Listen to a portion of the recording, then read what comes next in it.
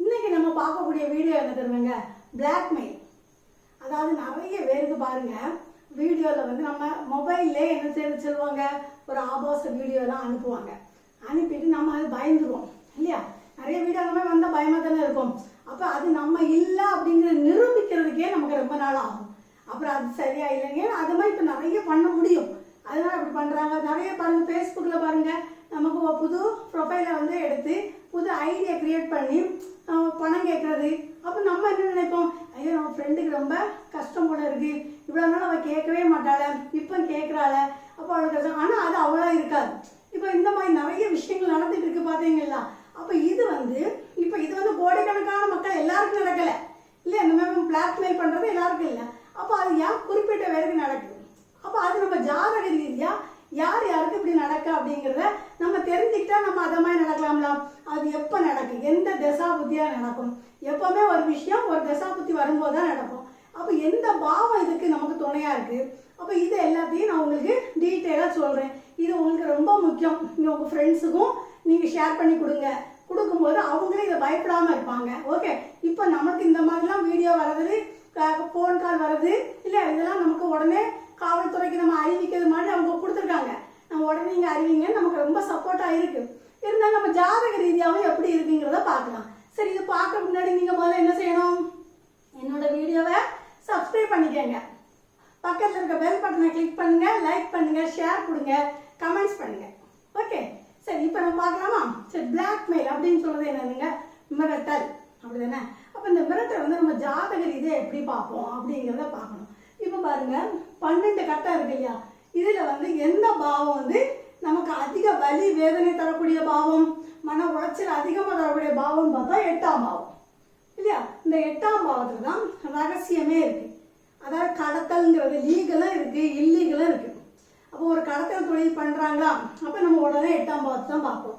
Okay, ஒரு இல்லீகலாக ஏதாவது தொடர்பு வச்சுருக்காங்களா, அப்போ நம்ம உடனே என்ன செய்வோம், 8ஆம் பாவம் தான் பார்ப்போம். இந்த 8ஆம் பாவங்கிறது இந்த 12 பாவத்துலேயும் ரொம்ப முக்கியமானது. எதுனால நம்ம அதை வச்சே பார்க்கலாம்.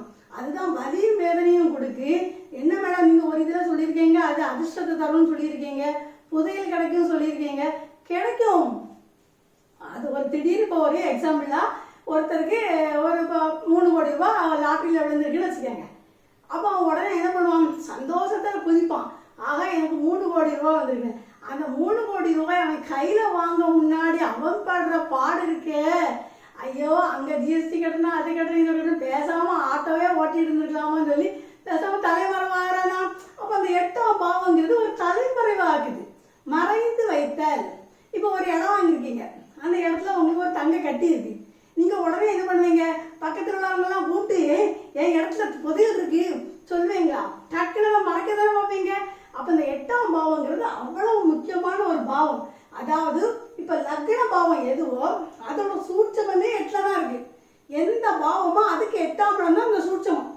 புரியுதா? அப்போ 8ஆம் பாவத்தில் தான் எல்லா விஷயமே இருக்கு, மறைச்சி வைக்கப்பட்டது. இப்போ நம்மகிட்ட ஜாதகம் பார்க்க வராங்க, மேடம் ரொம்ப நாள் என் ஹஸ்பண்ட் என்கிட்ட பேசவே இல்லை, அப்போ அவருக்கு ஒரு லீகல் தொடர்பு இல்லீகலாக இருக்கா அப்படின்னு பார்க்க நம்ம உடனே என்ன பார்ப்போம், 8ஆம் பாவம் தான் பார்ப்போம். அப்போ எனக்கு அடிக்கடி ஒரு மிரட்டல் வந்துட்டே இருக்கு, அது என்னன்னு தெரியல, அப்போ நம்ம எதை பார்ப்போம், 8ஆம் பாவம் தான் பார்ப்போம். அப்போ 8ஆம் பாவங்கிறது அவ்வளோ முக்கியமான பாவம். சரி, கிரகங்களை எதை எடுத்துக்கலாம்? அப்போ இது எப்போ நடக்கும்? அதாவது அஷ்டம சனி நடக்கும்போது, அது அஷ்டம குரு, அஷ்டம ராகு, அது அஷ்டமாதி தசை, இது நடக்கும்போது தாங்க இந்த மாதிரி விஷயங்கள்லாம் வரும். அது வரைக்கும் நம்ம நல்லவங்களாக தான் இருப்பாங்க, எந்த ஒரு தப்பே செய்தாலும் கண்டுபிடிக்கவே முடியாது. அது அந்தந்த தசை வரும்போது தான் அது காட்டி கொடுக்கும்.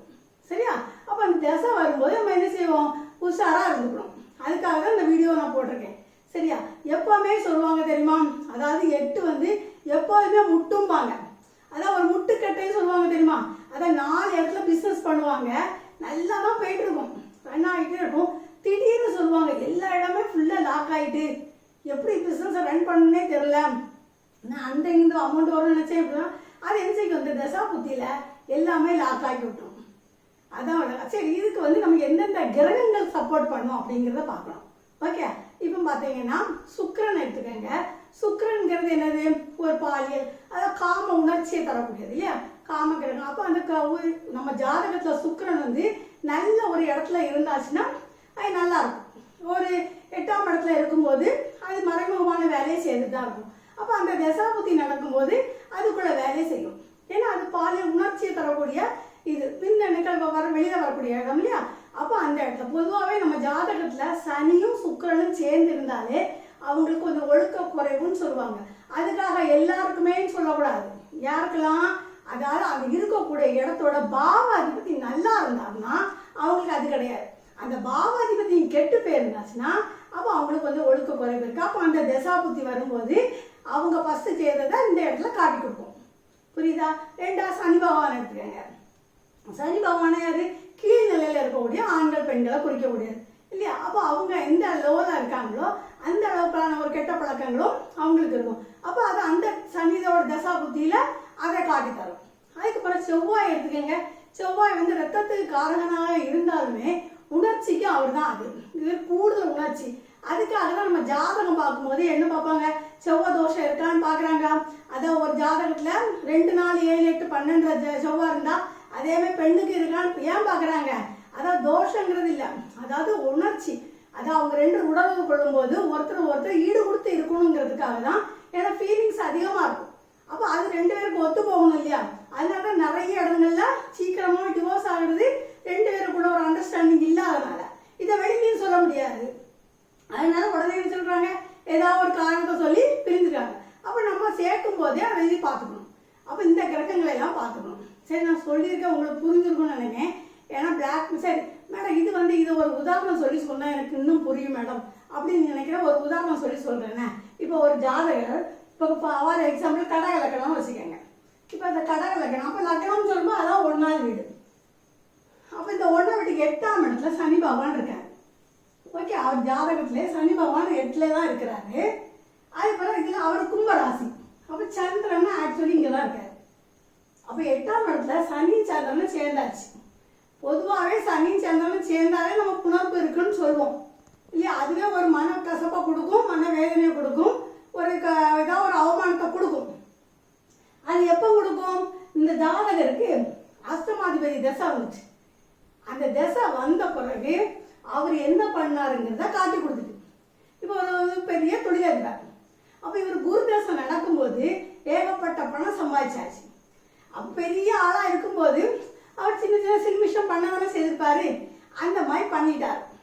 பண்ணது எப்போ வெளியில காட்டுது? அதான் இவர் ஜாதகத்தில் சுக்கிரன் இங்கே தான் இருக்கிறார். சுக்கிரன் இங்கே இருக்கும்போது 8ஆம் இடத்துல சுக்கிரன் இருக்கார். இருக்கும்போது அவர் சில விஷயங்கள் நடத்தும் போது அந்த விஷயத்த ஒருத்தர் போட்டோ எடுத்து என்ன பண்ணிட்டாரு, அவருக்கு அவருக்கு செல்லுலேயே அனுப்பிட்டார். அப்போ அவருக்கு மன கஷ்டம் வந்துச்சா. அஷ்டம தசையும் வந்தாச்சு, அதில் சனி தசையும் வந்துச்சு. இதுல இன்னொரு விஷயம் என்னன்னா அந்த சமயம் தான் அவருக்கு ஜென்ம சனி வருது. அப்போ அஷ்டமாதிபதி தசையும் நடக்கு, ஜென்ம சனியும் சேர்ந்துட்டு இது போதாதா, கஷ்டம் வருமா வரலாம். அப்போ அவருக்கு என்ன பண்ணாரு, பயந்துட்டாரு. அப்போ அவர் உடனே என்ன பண்றாரு, இதை நீ வெளியில எதுவும் காட்டக்கூடாதுன்னு சொல்லி பணத்தை கொடுக்குறாரு. பணத்தை கொடுத்து அதை அமுக பார்க்குறாரு. ஆனால் அவன் பணம் தேவைப்படும் போது தான் இதை திருப்பி அனுப்பி பணத்தை கேட்டுட்டே இருக்கிறான். அப்போ இவரால் ஒன்றுமே செய்ய முடியல, வெளியில சொன்னாலும் கேவலம்.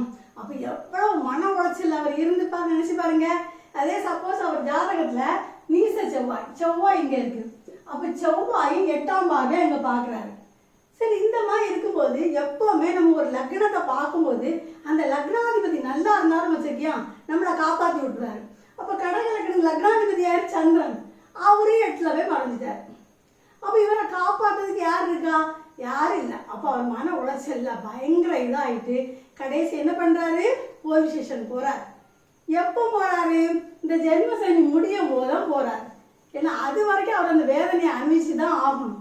அது முடியும் போது ஸ்டேஷன் போறாரு, போலீஸ் அவங்கள காப்பாத்துது. அது முதலே செய்திருக்கலாமா, செய்ய முடியாது. ஏன்னா அந்த சனி தடுத்துரும். புரியுதா? அப்போ அஷ்டம சனியும் ஜென்ம சனியும் சேர்ந்து இருந்தா நம்மளை எந்த மாதிரி பாடுபடுத்துங்கிறத நீங்க பார்த்துக்கணும். அப்போ அந்த சமயத்தில் நம்ம ரொம்ப கவனமா இருக்கணும். நம்ம எப்பவுமே நினைக்கும் நம்ம நல்ல பேச நடக்கும்போது என்ன செய்தாலும் யாருக்கும் கண்டுபிடிக்க முடியாதுன்னு நினைக்கக்கூடாது. ஓகே, அப்போ உங்களுக்கு பிளாக்மெயில்னா என்னன்னு புரிஞ்சுட்டீங்களா?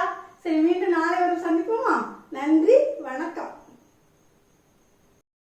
அண்ட் இந்த வீடியோ உங்களுக்கு பிடிச்சிருந்துன்னா மறக்காமல் லைக் பட்டனை ப்ரெஸ் பண்ணிடுங்க. அண்ட் கூடவே இருக்க சப்ஸ்கிரைப் பட்டனையும் ப்ரெஸ் பண்ணிடுங்க.